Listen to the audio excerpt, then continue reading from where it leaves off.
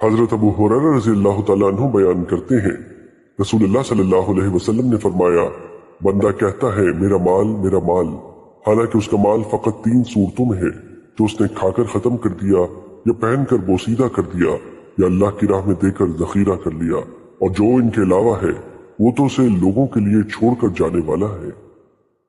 مشکوٰۃ المصابیح حدیث نمبر 5166۔ حضرت انس رضی اللہ تعالیٰ عنہ بیان کرتے ہیں، رسول اللہ صلی اللہ علیہ وسلم نے فرمایا، میت کے ساتھ 3 چیزیں جاتی ہیں، ان میں سے 2 واپس آ جاتی ہیں اور ایک اس کے ساتھ باقی رہتی ہے۔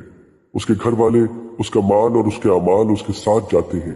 اس کے گھر والے اور اس کا مال واپس آ جاتے ہیں اور اس کے اعمال اس کے ساتھ باقی رہ جاتے ہیں۔ مشکوٰۃ المصابیح حدیث نمبر 5167۔